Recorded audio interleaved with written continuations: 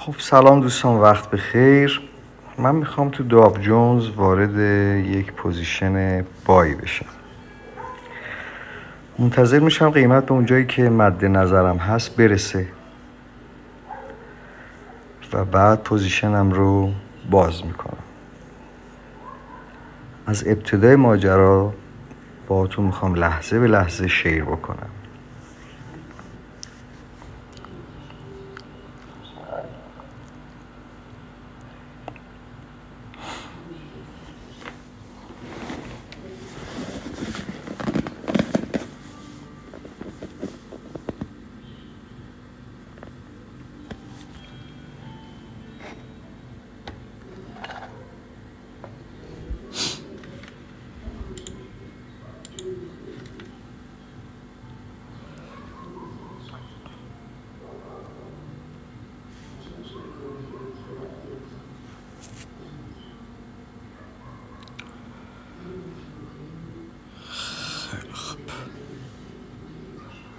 من پوزیشن خریدم رو زدم. جمعم هست، آخر وقت. معمولا ترید کردن خیلی کار غلطیه، ولی خب این استراتژی ما جواب میده دیگه. بشینیم ببینیم که انشالله نتیجهش چی میشه.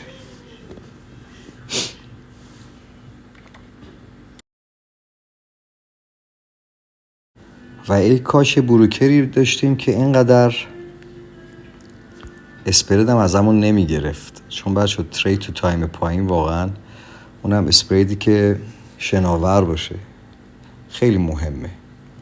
اما خب با هم دیگه ببینیم چه اتفاقی میفته. اما میخوام بهتون بگم که وقتی که بازار رو بشناسی فرقی نمیکنه چه ساعتی، چه سشنی، چه جایی، فرقی نمیکنه، تو تریدتو انجام میدی. پس از اول ماجرا با هم دیگه داریم میبینیم که چه اتفاقی میفته.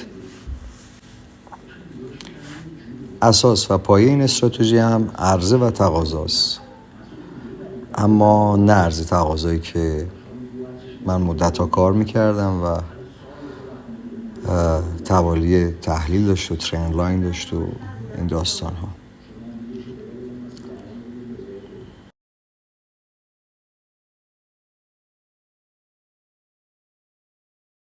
تایم فریم 1 دقیقه تایم فریم خیلی ترسناکه واسه ترید کردن، خصوصا روی داو جونز یا طلا یا حالا اینسترومنت های این شکلی.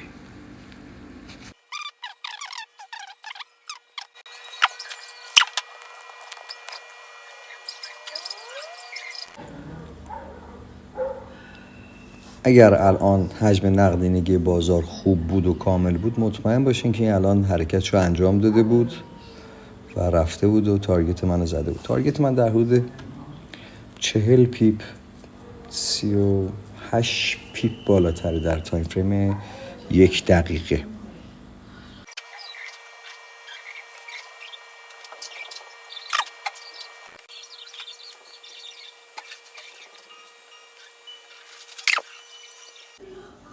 کل فیلمو دارم براتون از قصد میگیرم، چون که کسی دوستان میگن که آقا تو مثلا ممکنه پوزیشن تو بزنی، اگر که مثلا درست بود بعد فیلمشو بذاری.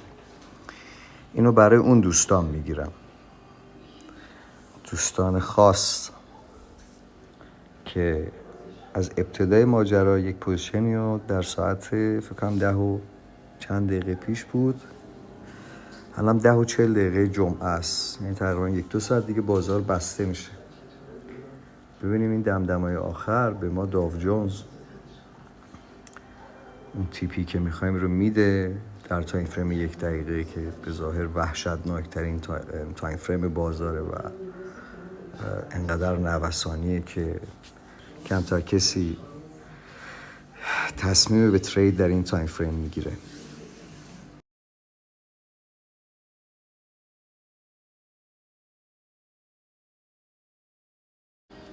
و یه نکته دیگه اینم بگم خدمتتون، اگه دقت کردین من استابلاس نذاشتم اصلا، یعنی نوع این استراکچر و این ستاپ به شما این اجازه رو میده که استاپ نذاری. این نحوه این که بخوای پوزیشن تو ببندی یک تعریف دیگری دارد. من پوزیشن رو باز کردم و منتظرم که اون اتفاق بیفته.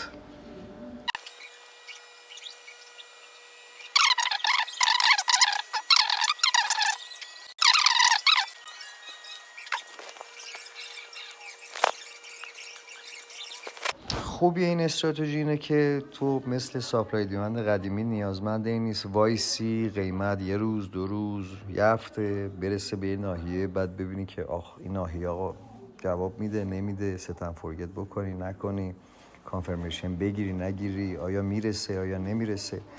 نه، اون استراتژی به نظر من دیگه منسوخ شد. درسته که من مدت ها اونو درس میدادم ولی که به جد میتونم بگم که وین ریت خیلی پایینی داره نسبت به این استراتژی، یعنی این ستاپ از عرضه و تقاضا.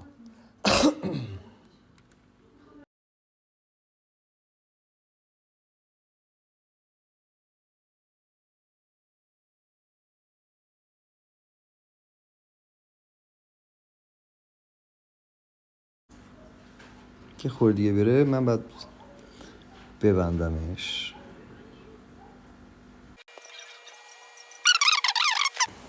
فقط خواستم یه قسمتی از ساختار و توانایی این استراتژی و این ستاپ رو بهتون نشون بدم و از ابتدا هم گذاشتم، میگم به خاطر لطف بعضی از دوستان که میگفتن که تو پوزیشن رو میزنی اگر که درست بود فیلمشو میذاری. من سعی کردم این رو از ابتدای ماجرا براتون بذارم. خب نزدیک تیپی هستیم. بله یه مقدار دیگه که بره بالا.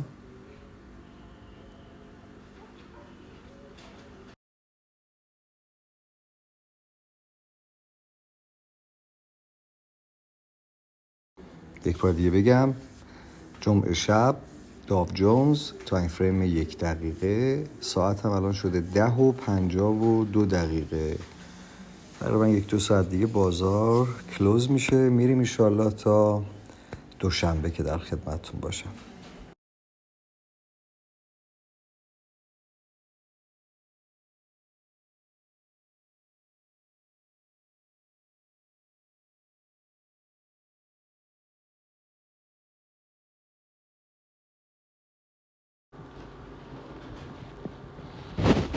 خب داره نزدیک تیپی میشه. من دیگه فیلم رو قطع میکنم و پوزیشن رو میبندم. دوستان ارادتمند همه شما. این هم جایی بود که من بستم و دوباره ریخت.